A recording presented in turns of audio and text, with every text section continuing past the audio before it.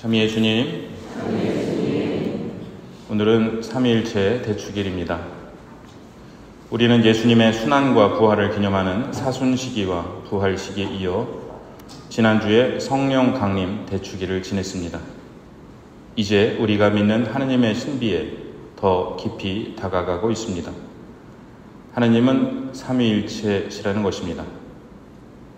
구약 성경은 하느님인 한 분이시다라는 신앙 고백이 어떻게 형성되고 지켜져 왔는지 그 과정을 치열하게 묘사하고 있습니다. 그런데 구약을 완성하러 오신 예수님께서 돌아가시고 부활하시면서 이 믿음을 어떻게 이해해야 하는지에 대해 교회는 고민하게 되었습니다.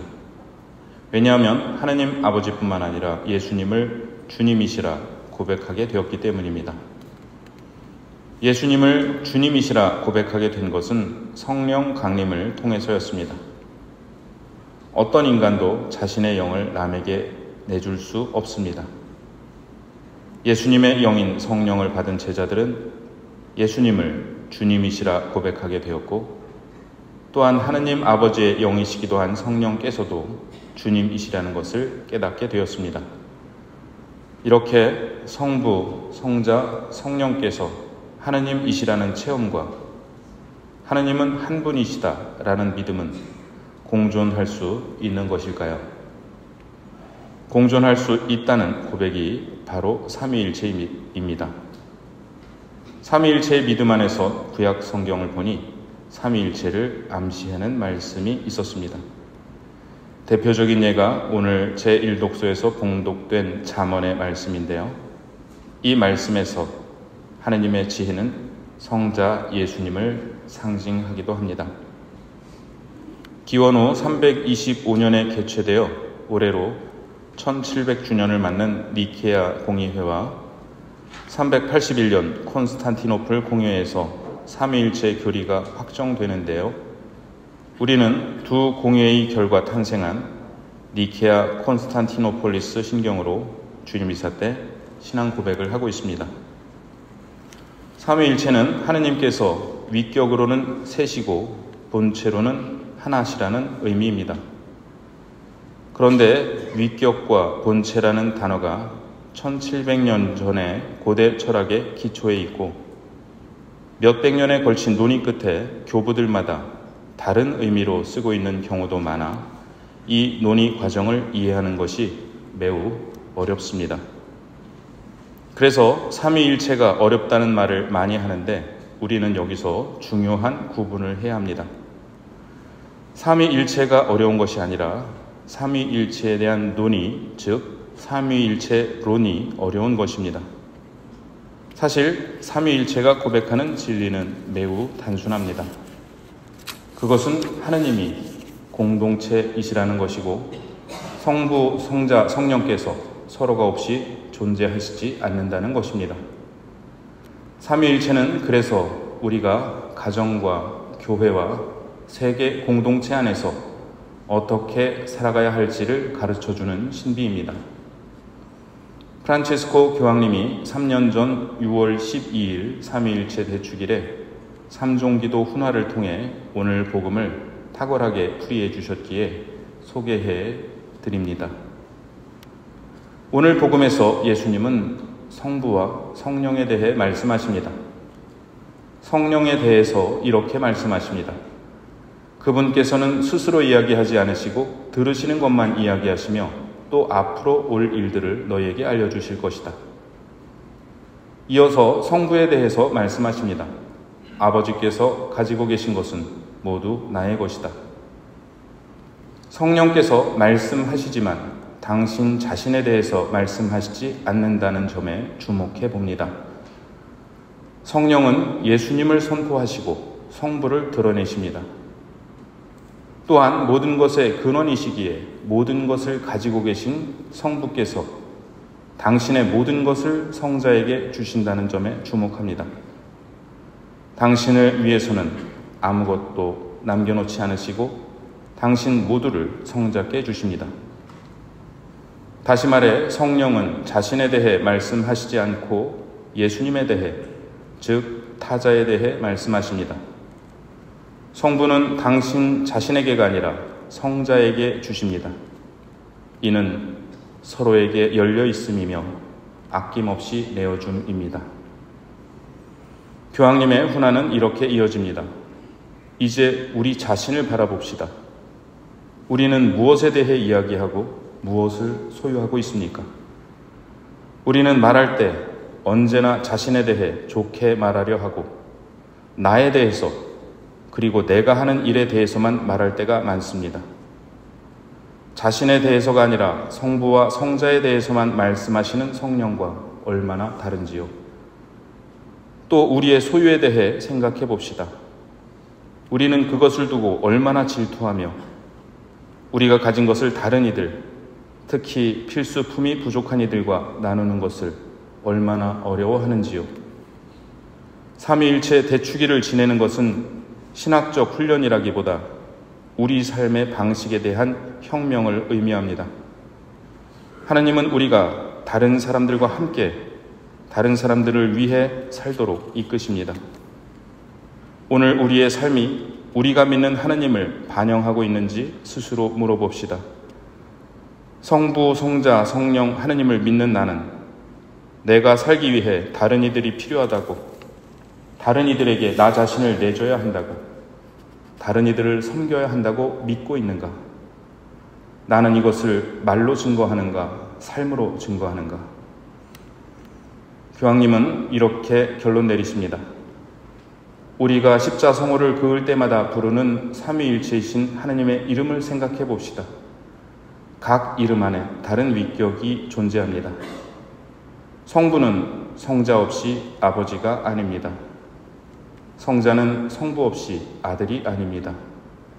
성령은 성부와 성자의 영이십니다. 삼위일체는 다른 위격 없이는 존재할 수 없음을 가르쳐 줍니다. 우리는 하나님의 모상대로 살아가기 위해 세상에 존재합니다. 다른 이들을 필요로 하고 다른 이들을 도울 필요가 있는 존재입니다. 이제 마지막 물음을 던져 봅시다. 일상생활에서 나 역시 삼위일체를 반영할까요? 내가 매일 긋고 있는 성호경은 단순히 기계적인 행동인가요? 아니면 내가 말하고 만나고 응답하고 판단하고 용서하는 방식에 영감을 주고 있을까요? 교황님께서 감동적인 훈화를 하신 날로부터 3년 뒤인 2025년 6월 12일, 바로 3일 전인데요. 제 2년 후배이신 김지성 바오로 신부님이 선종하셨습니다. 이날은 1973년 6월 10일에 태어나신 신부님의 52번째 생일이기도 했습니다. 신부님의 동기인 교구 사회복지국장 신부님이 추모사를 해주셨는데 가슴 뭉클한 이야기가 많았습니다. 신학생 때 바오로 신부님이 자기 방에 오면 두려웠다고 합니다. 항상 방에서 무얼 집어갔기 때문이라고 하는데요. 돈 몇 푼이나 한다고 제발 좀 사라고 해도 너한테 있는데 왜 사? 라고 대답하고는 가져갔다고 합니다. 구두쇠 소리를 들어가며 살아온 김지성 신부님이 오랫동안 사회복지국의 VIP 후원자였다는 사실을 동기 신부님은 자기가 사회복지국장이 된 다음에 알았다고 합니다. 자신의 선행을 아무에게도 알리지 않으며 아이들을 후원하고 있었는데 병 때문에 요양하느라 이사를 할 때도 다른 짐들은 정리도 안 해놓았지만 아이들 사진만큼은 따로 챙겨서 방에 잘 걸어 놓았다고 합니다. 하지만 신부님은 결국 그 방을 다시 가보지 못하고 병원에 입원해 계시다가 선종하셨습니다. 신부님이 검소하게 산 또 다른 이유는 지구를 살리기 위해서였다고 하는데요. 더워도 에어컨을 틀지 않고 겨울에도 난방을 하지 않고 이불을 둘둘 말아 잠을 자며 불필요한 전등을 끄며 돌아다니는 것이 일과였다고 합니다. 투병 생활을 하면서 신부님을 가장 괴롭게 한 것은 미사를 할 수 없다는 것, 성체와 성혈을 영할 수 없다는 것이었습니다. 신부님이 병상에서 동기 신부님께 보낸 수백 개의 메시지의 대부분은 미사를 간절히 봉헌해 달라는 내용이었다고 합니다.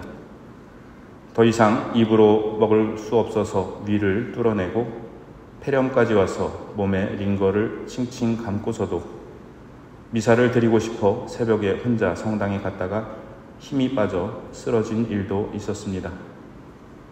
동창 신부님들이 가족들과 함께 매일 병실에서 미사를 드렸는데 김 신부님은 그때 누운 상태로 힘을 쥐어짜 팔을 벌리고 입을 벌릴 때마다 아픈 통증을 참아가며 미사 경문을 한마디 한마디 소리내었다고 합니다.